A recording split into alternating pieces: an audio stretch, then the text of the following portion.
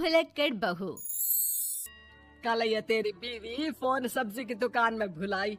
वो तो भला है कि पहले भी 5 बार भूल चुकी है, तो लोगों को पता है कि ये मोबाइल तेरी बीवी का ही है। अरे तो कौन सा आईफोन है जो लोग दबा लेंगे? 2 कौड़ी का फोन है, न लाइट चलती है न आवाज आती है, बस नाम का फोन है ये, नाम का। अरे नाम के फोन पर तू घंटों पंचायत करती है, न जाने क्या काम होता है।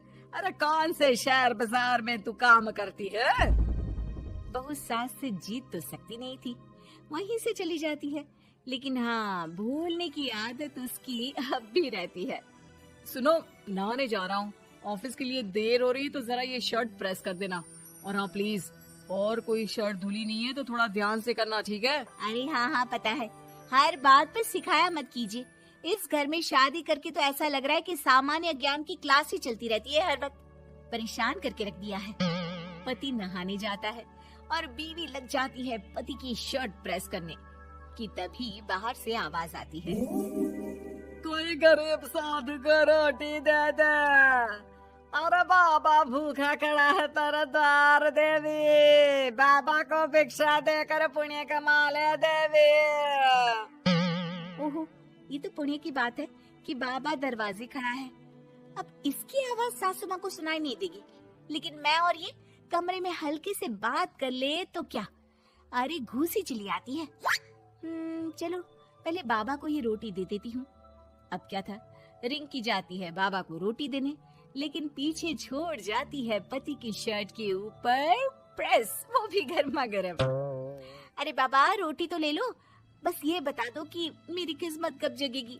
ससुराल में हालात टेबल टेनिस के बॉल की तरह हो गए हैं, कभी कोई इधर फेंकता है तो कभी कोई उधर फेंकता है, कोई इधर मारकर उधर फेंक देता है। समझ में ही नहीं आ रहा कि ये भूलने की आदत कैसे ठीक होगी। कोई उपाय हो तो बता दो ना बाबा। बाबा घर के अंदर देखते हैं तो 1 घंटे बाद टीवी पर गजनी फिल्म शुरू होने वाली होती है।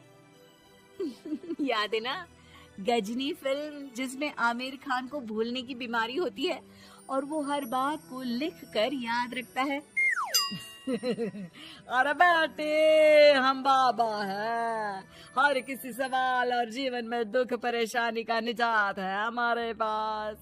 तुम एक काम करो, 1 घंटे बाद टेलीविजन के सामने बैठ जाना और जो फिल्म देख रही हो ना देख लेना, तुम्हें तुम्हारे सारे सवालों के जवाब मिल जाएंगे। अलग निरंजन, निकालो खाना, सलाह देने की दक्षिणा भी। अरे बाबा, जीवन से ये वाली समस्या खत्म हो जाए तो समझिए मेरे घर से आपका लंच पैक शुरू, वो भी बिल्कुल फ्री में। तभी अंदर से पति के जोर जोर से चीखने की आवाज आती है। अरे क्या मजाक बना रखा है तुमने? ये क्या है, पूरी शर्ट जला दी। तंग आ गया हूँ मैं तुम्हारी भूलने की आदत से।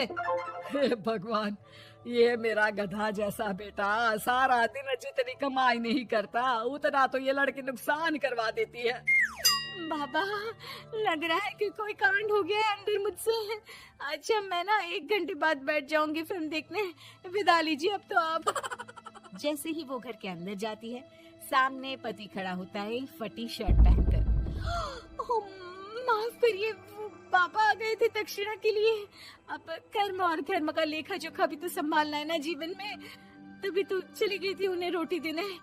वैसे खुशी की बात है, बाबा ने कहा है कि 1 घंटे बाद टीवी देखना, और टीवी देखते ही मेरी ये बीमारी का निजात निकल जाएगा। हाँ, और जो नुकसान हो गया है यहाँ, वो क्या तेरा जोगी बाबा भरेंगे? देखिए प्लीज, शर्ट बदल लीजिए ना। नहीं, आज तो मैं ऐसे ही जाऊंगा ताकि लोगों को भी पता चले कि कैसी भुलक्कड़ बीवी के साथ निभा रहा हूँ मैं। शुक्र मानो कि छोड़ा नहीं है तुमको। पति की ये बात तो अब रिंकी के तन बदन में लग जाती है।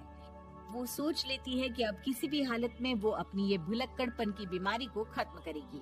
फिर क्या था, पति तो फटी शर्ट पहनकर चला जाता है और 1 घंटे बाद बहू कमरे में सो रही होती है कि सास आ जाती है। अरे भुलक्कड़, तुझे तो फर्क नहीं पड़ता, लेकिन हम लोग परेशान हो चुके हैं। जा, तेरा बाबा बोल रहा था ना 1 घंटे बाद टीवी देखना, तो जा देख, क्या पता कुछ सुधार हो जाए। बहू टीवी खोलती है तो सामने चल रही होती है गजनी फिल्म, जिसमें आमिर खान शरीर में या दीवार में लिखकर अपनी चीजों को याद रखता था। उत्तरी वाह, ये तो सच में बड़ा सही आइडिया है। इससे मुझे याद रहेगा कि क्या करना है और क्या नहीं। अब तो मैं भी सब सीख लिया करूंगी। वो टीवी बंद करके किचन में जाती है कि सास की आवाज आती है। अरे तेरी बुआ सास आ रही है, खाना बना लेना उसके लिए भी। जी माँ जी, बिल्कुल बना लूंगी। और सुन, वो कल वाला जो आटा बचा था ना, उसकी 2 रोटी बुआ सास के लिए बना देना। आटा पड़ा पड़ा खराब ही हो रहा है। बहू फटाफट रोटी बनाती है, लेकिन तभी उसे ध्यान आता है कि बुआ सास की रोटी तो पुराने आटे से बनानी थी। वो पुराना आटा लेकर रोटी बनाकर उस पर पेन से लिख देती है, पुराने आटे की रोटी बुआ जी के लिए। अरे क्या बन रहा है खाने में? भाभी, आपकी बहू की क्या हाल है? भूलने की बीमारी कम हुई या ऐसे ही तबाही मचा रखी है? अरे क्या बताए, अब आज किसी बाबा से उपाय पता किया है, देखो जरा। भाभी, ये आप ही हो जो संभाल रही हो ऐसी बहू। हम लोगों से तो पता नहीं हो पाता या नहीं। तभी वहाँ बहू आ जाती है। हाँ, तभी तो मैं इनकी बहू हूँ, आपकी नहीं। वैसे मैंने तोड़ निकाल लिया है। अब क्या था, बुआ सास जैसे ही खाना खाने बैठती है कि सास बोल पड़ती है। बहू, याद तो होगा नहीं जो बोला था? याद करो, बुआ के लिए कौन सी रोटी बनानी है, कहा था ना मैंने। जी, सब याद है, सब कुछ। ये लीजिए। लेकिन जैसे ही बुआ सास की रोटी उनकी प्लेट में आती है, वो जोर जोर से चिल्लाने लगती है। अच्छा, तो ये टोटका बताया है तेरे बाबा ने, जो कुछ भूलो लिख लो, क्यों? बहू को लगता है कि बुआ सास तारीफ कर रही है। अब क्या करे, याद रखने के लिए कुछ न कुछ तो करना होगा ना, वरना रोज रोज ताने बोलियां खा खा कर तो मैं परेशान हो गई थी। तो क्या कहा तेरी सास ने? बासी आटे की रोटी बुआ सास के लिए? है? बाबा, अरे हाय, कैसी बात कर रही हो ननद रानी, मैं ऐसा क्यों बोलूंगी?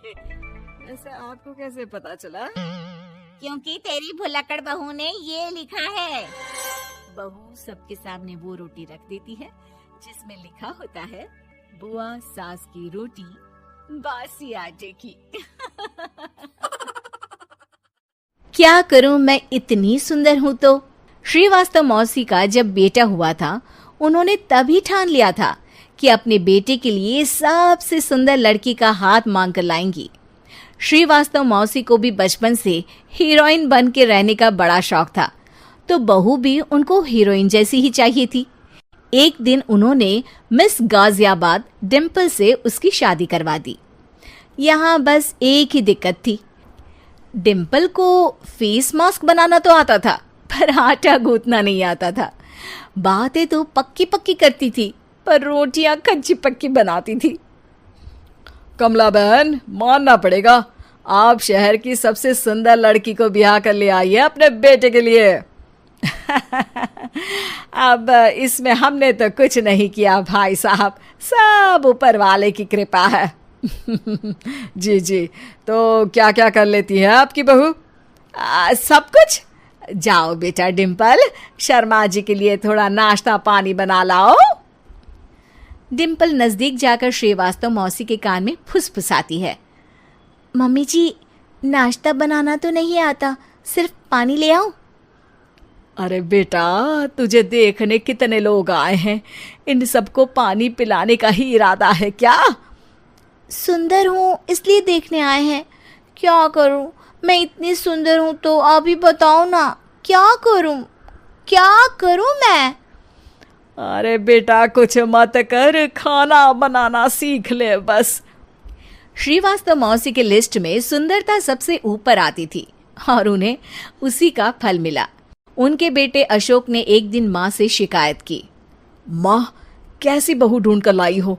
मैं शाम को थक हार कर घर लौटता हूँ तो मुझे कहती है, आज पेडिक्योर करना है, करवा दोगे? अरे जबकि दिन भर काम करके पाँव मेरे थके थे।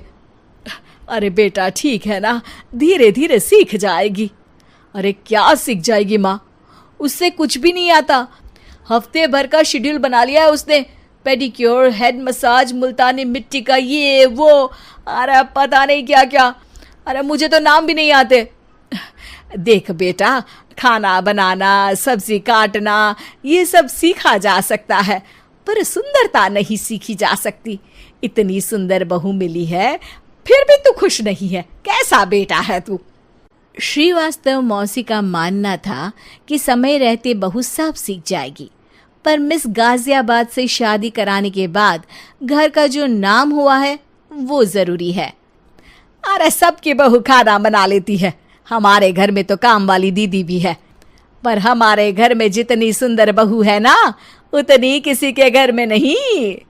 ऐसा श्रीवास्तव मौसी सबको कहती रहती। फिर एक दिन वो हो गया जो नहीं होना चाहिए था। डिम्पल को पिंपल हो गया। डिम्पल घर में छुपी बैठी थी, पर ऐसी खबर छिपती कहाँ है। शर्मा जी घर में अपने बेटी की शादी का न्योता देने आए तो उन्होंने पूछ लिया, अरे आज आपकी बहू नहीं दिख रही? हाँ, वो ना थोड़ा काम में बिजी है, आती ही होगी। और इतने में डिम्पल सही में किसी काम से वहां आ जाती है। बस शर्मा जी की नजर पड़ जाती है डिम्पल के पिंपल पर, जो उन्हें चांद पे दाग जैसा लगता है। पूरे शहर में बात फैल जाती है कि डिम्पल को पिंपल हो गया है।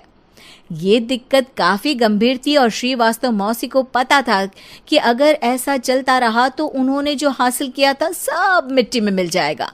उन्होंने फट से डिम्पल को अपने कमरे में बुलाया। अरे बेटा, शर्मा जी के बेटे की शादी 1 हफ्ते में ही है, हमें उससे पहले ही तुझे वापस सुंदर बनाना पड़ेगा। तू बता, तुझे मेकअप के लिए क्या क्या चाहिए? डिम्पल की दी गई लिस्ट का सामान श्रीवास्तव मौसी शाम को ही ले आती है और उसके बाद शुरू होता है डिम्पल का मेकओवर। 1 हफ्ते में सारे क्रीम्स पाउडर टेस्ट हो चुके हैं और डिम्पल और श्रीवास्तव मौसी रेडी हो जाते हैं शर्मा जी के बेटे की शादी के लिए।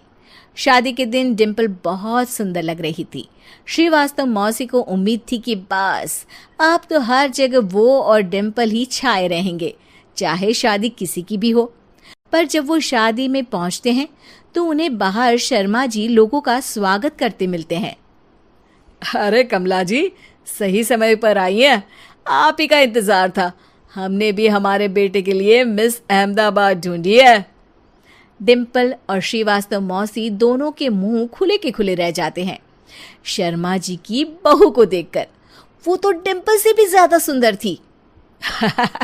क्यों, हमने भी अच्छी बहू ढूंढी है ना? हाँ शर्मा जी, बाकी आजकल के जमाने में सुंदरता से क्या होता है भाई? देखो, बूढ़े तो सब होते हैं। मैं तो मानती हूँ कि बस रोटियां गोल बना दे, इससे ज्यादा क्या चाहिए। सुंदरता का क्या है, ढल जाती है, पर गुण वो हमेशा रहते हैं। अरे वाह, इतना बड़ा ज्ञान आपको कोई गुरु भी नहीं देता जितना बड़ा ज्ञान आपको एक छोटे से पिंपल से मिल गया। अगले दिन जब अशोक डिम्पल से बात कर रहा होता है, कल शादी में मिस अहमदाबाद के बाद सब मिस गाजियाबाद यानी तुमको ही देख रहे थे। क्या करूं, मैं इतनी सुंदर हूं तो आप ही बताओ क्या करूं? क्या करूं मैं तो कहती हूँ कि घर का कोई काम कर या फिर बाहर अपने लिए कोई काम ढूंढ ले। है? क्या कहा माँ जी? हाँ जी, सुंदरता का क्या है? कल तूने मिस अहमदाबाद से मात खाई, आगे कोई मिस हैदराबाद आ जाएगी या मिस फैजादाबाद आ जाएगी, इसलिए काम पर ध्यान दो। हाँ।